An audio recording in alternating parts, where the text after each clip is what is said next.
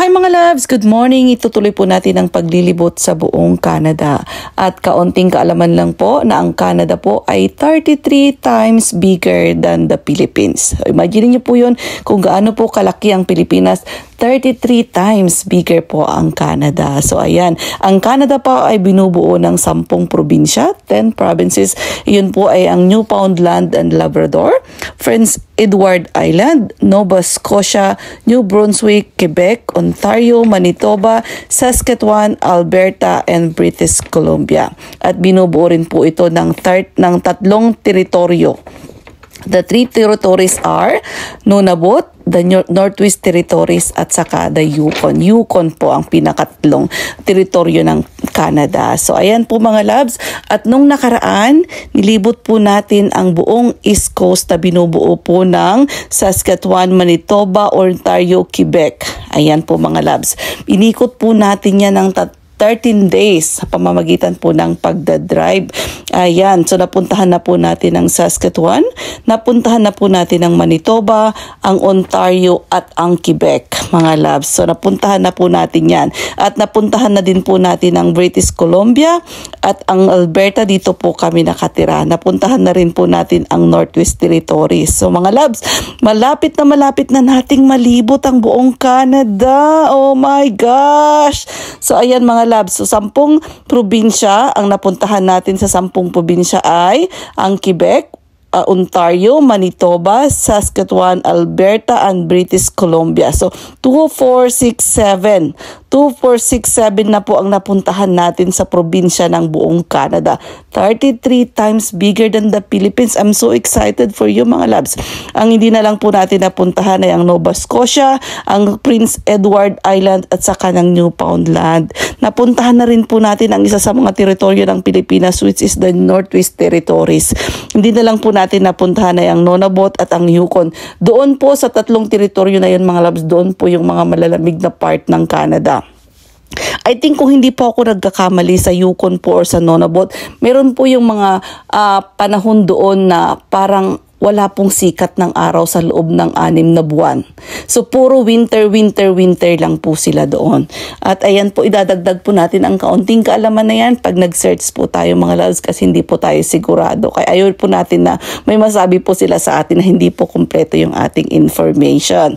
So ngayon mga loves, itutuloy natin ang travel. Sa ngayon naman, lilibutin natin ang East Coast ng Canada, pero sasakay naman po tayo ng eroplano. Oo. So ayan mga loves, dahil pwede na tayong sumakay uli ng eroplano, wala na pong restriction, wala na pong COVID, pwede na po ulit tayong mag-travel, pwede na po ulit tayong mamasyal. Kaya let's go! Ayan, nandito na po kami mga loves. Papasok na po kami sa mag-check-in na kami, at dahil mayroon po kami daladalang bata at hindi po kami masyadong busy dahil late na po tayo mga loves sumakay ng eroplano. Huling flight I think itong nakuha natin, kaya tayo lang ang sakay ng eroplano. So wala tayong masyadong maraming pila. Atin lang yung eroplano mga loves. Joke lang. Pero yeah, that's the truth. Ayan, so makay po tayo, unang-una po tayo sa pila mga loves. So mapapansin nyo wala pang laman yung eroplano, tayo pa lang.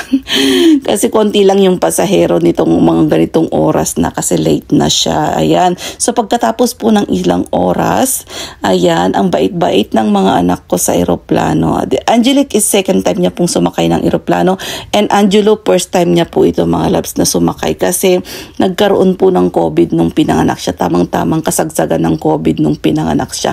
At actually 8 days old pa lang siya nung pinanganak siya, meron na siyang COVID, positive na siya ng COVID, nag-swab test na siya and all, kasi meron kaming COVID lahat na pamilya. Nahawa po siya, pero sa awa ng Diyos is okay naman na po si Angelo. Okay naman po si Angelo. Oh, ayan.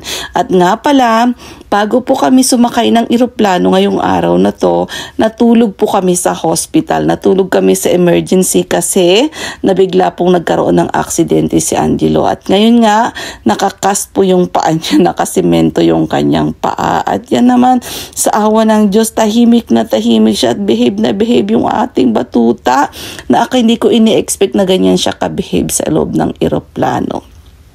Kagandahan siguro mga loves dahil madalas napapanood niya yung mga ganitong eksena. So mayroon siyang idea at hindi naman siya nanibago. Ayan. So ngayon, pababa na po tayo pagkatapos nating magchika-chika sa loob ng eroplano. Pababa na po tayo at nandito na po tayo mga loves sa Victoria Island. Yes mga loves, nasa Victoria na po tayo. Yes, at dire-diretso po tayo mga loves dahil pupuntahan po natin yung atin pong rent a car. Oo, nag-rent po kasi tayo ng car online. So yun po yung ating pagbaba natin dito sa airport. Dire-diretso na po tayo doon sa pinagrentan natin ng sakyan para po meron po tayong magamit. Siyempre hindi naman sana yung ating mga anak. Saka mamamasyal po tayo. So hindi pwede tayong magbabas lang o magtataksi lang kasi magastos yun.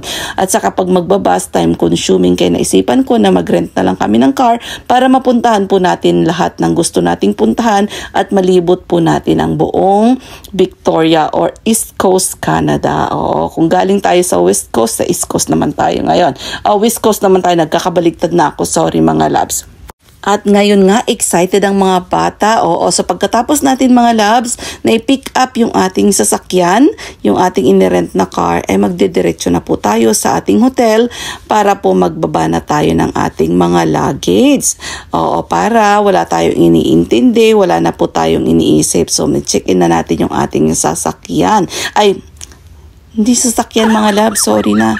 Yung pong mga gamit natin. So pagkatapos nga pala, dumaan muna kami dito sa mayroong dollar store kasi bibili po kami ng kung ano-anong mga abubot ng mga bata para po mayroon silang pagkakaabalahan habang nasa hotel po sila.